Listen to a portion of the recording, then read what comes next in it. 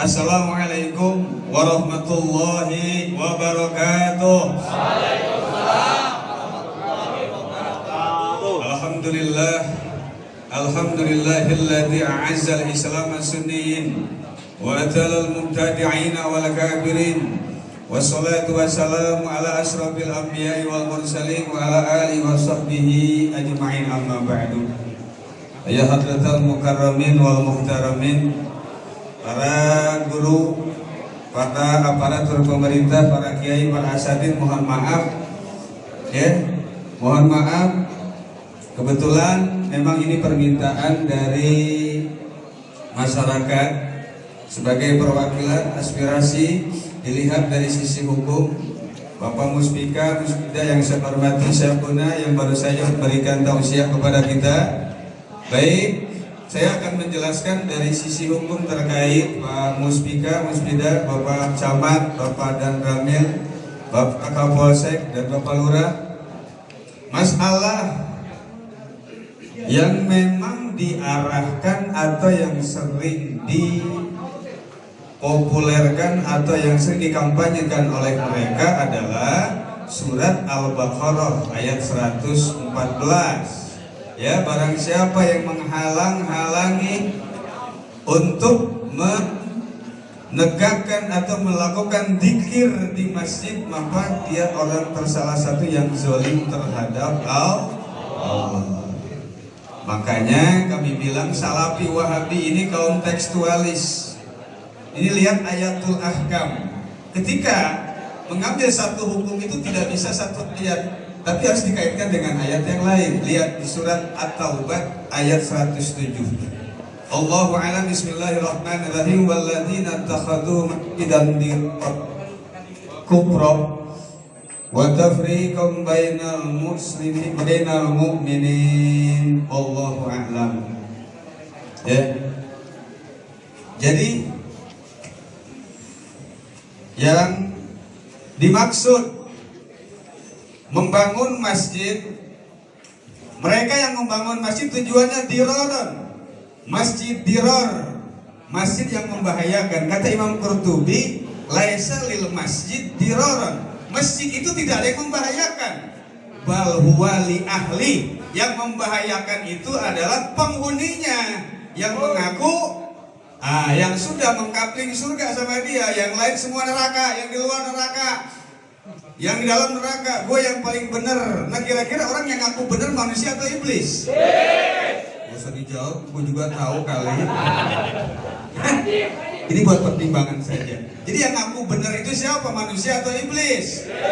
Nah, satu, masjid diror ini kemudian diberikan tafsir dalam tafsir Qurtubi, la yajuzu ayyubna masjidun ila jambil masjid. Tidak boleh masjid itu dibangun di samping masjid, masjidnya berdampingan, tidak boleh. Memang mohon maaf Pak Muspika, Pak Muspida, kalau Bapak ini kalau ada sesuatu hal yang harus dilakukan, ada peraturannya enggak? Ya apalagi agama. Agama ini enggak hanya sah dilakukan, tapi harus pantas. Betul nggak? Kalau sholat laki-laki nutupin aurat, berarti dari pusar sampai lutut, bener nggak? Kalau kiai atau ustadz atau kalian sholat pakai sarung saja nutupin pusar sampai ke betis, sah nggak sholatnya? Sah, tapi pantas nggak? Apalagi jadi imam, pakai sarung doang, tapi nggak pakai kaos, nggak pakai koko. Pas kebetulan, tonggongnya hapur besi. Kira-kira pantas nggak? Pantas nggak? Kalau dibilang sah, sah nggak? Sah, tapi nggak pantas. Makanya ngebangun masjid asal jangan main sah aja, pantas nggak? Kalau kalian kuliah di Al-Azhar, nanti ada mata kuliah yang namanya fiqhul dakwah. Fiqhul dakwah itu sesuai dengan adat yang berlaku di wilayah setempat. Maka di bumi dipijak, di situ langit dijunjung. Nggak sembarangan semau gue. Masjid nggak boleh dibangun di samping masjid. Ini saya copy paste Pak, bukan kata saya, tapi kata ulama yang kredibilitas keilmuannya sudah tidak diragukan lagi. Wa yajuzu hadmuhu, dan masjid yang dibangun samping masjid yang asa sampai memecah belahkan umat boleh dihancurkan. Jadi masjid itu kalaupun masih berdiri boleh dihancurkan. Dan sekarang hancurnya bukan sama kita, ingat. Garis bawahi, awas jangan diedit videonya, awas. Garis bawahi, siapa yang hancurin masjid? Mereka. Kita yang hancurin masjid, kita lo kali. Itu jawabnya. Siapa yang hancurin masjid? Kalaupun masih berdiri boleh, tapi kita tetap manusia. Ya, tapi kita tetap tidak melakukan anarkis. Tuh, sisi dalilnya tuh. Masjid memang nggak boleh dibangun di samping masjid. Ya. Jangan mengalihkan opini, menggiring opini. Wah, ngapain sama Islam menghancurkan masjid?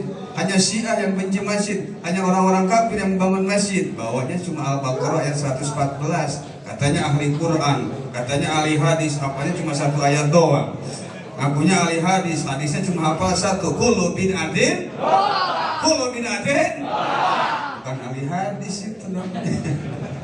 Lucu ini. Nah, dalam buku ini saya cek, ya, judulnya Mulia dengan Manhaj Salaf. Kalian jangan terpesona atau tertarik dengan casing. Buka internal, buka dalamnya. Internal lebih seksi, internal lebih bergejolak. Dalamnya ini kalian dibohongin. Mulia dengan Manhaj Salaf. Salaf itu definisinya ulama dari abad pertama sampai abad 300 Hijriah. Nah, di buku ini, ya, di buku ini karya Ustadz Yajid Jawas. Saya masih menghargai dia, saya sebut Ustadz. Ustadz, memang Ustadz, dia guru muridnya. Tapi kalau dia keluar jangan ngaku pinter. Makanya kalian itu jangan di rumah terus, gaul keluar. Kalau di rumah punya murid sendiri begini, karena muridnya semua main keluar. Ada orang yang lebih pintar dari kita, munduk sekalinya, pilek, mocor, atau leho. Nih, di sini di halaman 522, 519 beliau menyesatkan akidah Asy'ariyah. Nah, ini baru amunisi cakep. Apa sih, biar hidup lebih kaya dengan rasa. Ya, bisa. Baik. Aduh, spesialis. Sekali saya aku Baik. Nah, di sini ketika menyesatkan Asy'ariyah, kita lihat yang jadi rujukannya ini adalah Dr. Ihsan Ilahi Zahir. Menurut Syekh Ihsan Ilahi Zahir, wafat tahun 1407 Hijriah. Berarti baru 32 tahun. Apakah termasuk dalam kategori salaf, saya tanya? Hah? Salaf itu dari abad pertama sampai abad ke-300 Hijriah. Dia mengambil rujukannya Syekh Ihsan Zahir yang wafat baru 32 tahun. Ini salaf atau salaf? Salah. Betul. Ini rujukannya nggak ada, rujukan Imam Anu nggak ada. Kemudian lihat lagi nanti di halaman 500 berapa? 525 ketika menyesatkan ajaran tasawuf. Di sini kalau saya kupas panjang, mengambil rujukan Syekh Saleh Fauzan. Syekh Saleh Fauzan itu ulama Arab Saudi yang masih hidup sekarang. Kira-kira itu ulama salaf atau ulama khalaf? Kalau kita masuknya ulama mana? Ulama salaf, ulama khalaf, ulama WhatsApp. Ulama apa? Ulama WhatsApp. Zamannya ulama WhatsApp. Nanyain masalah ya WhatsApp. Nah, ini kira-kira sesuai dengan bukunya, sesuai dengan judulnya. Manhaj salaf yang mana yang dimaksud? Ini dua saja sudah dibongkar bahwa ini adalah dusta. Kalian kalau memang yang awam iya aja. Syekh Saleh Fauzan saya kenal, ya, beliau muridnya daripada Saleh Fauzan masih ada. Kalau Syekh Utsaimin gurunya sudah wafat. Nah, Syekh Utsaimin ini kemudian dia berguru atau satu zaman dengan Syekh Abdul Aziz bin Baz. Bukan Abdul Aziz As-Samahbari, bukan, bin Baz. Ya, kemudian berkali lagi dengan Syekh Albani yang disebut dengan ahli hadis katanya. Bukan ahli hadis, ahli dalam kurung pengumpul dan tutup kurung hadis. Jadi ahli pengumpul hadis. baru wafat tahun 2000 dan 2001. Itu ulama salaf bukan? Nah, kemudian dulu namanya Wahabi. Kemudian direpres ke permukaan bumi ini tahun 1980 oleh Albani. Karena Wahabi punya sejarah yang kelam, banyak pertumpahan darah bersama dengan Raja Saudi. Panjang itu kisahnya. Kemudian digantilah, dirubah namanya tahun 1980 oleh Albani dengan Salafi. Kemudian muncul ke permukaan pasca reformasi 1998. Masuklah ke kuliahan ke kampus-kampus, masuklah ke Semakbo, masuklah ke universitas misalnya Pakuan. Semua nanti murid-muridnya kebawa ke jaring Salafi. Dan ini fakta, believe or not, percaya atau enggak, saya punya jamaah. Dulu anaknya kuliah di Semakbo, bapaknya alumni Bakom. Sampai sekarang dia bisa tinggal di Cimahi Presiden, gak pernah datang ke bapaknya, tahlil gak pernah mau geserin piring, sudah gak ketemu lagi dengan orang tuanya. Apakah ini bukan matafrikon, memecah belahkan umat? Setuju? Akan diterimakah oleh warga setempat aliran yang seperti ini? Tidak. Lihat. Kalaupun benar, saya gak menyalahkan. Kalaupun benar, tanda kutip, kalaupun benar, saya gak menyebut dia benar, saya gak nyebut dia salah. Imam Malik dalam kitab Ibanatul Ahkam ketika menceritakan atau menjelaskan tentang salam, mengucapkan kalimat salam, Assalamualaikum warahmatullah. Kata Imam Maliki dalam kitab Al-Muwatta, kemudian dikutip dalam kitab Ibanatul Ahkam Syarah Bulughul Maram, kata Imam Malik apa? Saya tahu hadis ini sahih. Saya tahu hadis ini sahih, tapi saya tidak mengamalkan hadis ini karena saya tinggal di Madinah. Kenapa? Madinah tidak pernah saya dengar penduduknya mengucapkan wa barakatuh, cuma assalamualaikum, cukup. Kenapa wa barakatuh? Kan hadisnya sahih, amalkan saja, gaspol, warga setempat sikat. Wah, Imam Maliki, pikirannya luar biasa, S3, profesor. Anak TK baru nyalahin. Yang nyalahin berarti anak TK. Idza zada nadrur rajuli wa tasa'at fikratuhu qalla ayun kiranas. Jika manusia ini wawasannya semakin bertambah, cakrawala dunianya semakin luas, tidak akan pernah menyalahkan orang lain, apalagi bidahin orang lain, apalagi musyrikan orang lain. Tidak bisa. Berarti yang wawasannya luas, berarti kesimpulan kata tukang mantek apa nih? Mafhumnya bagaimana?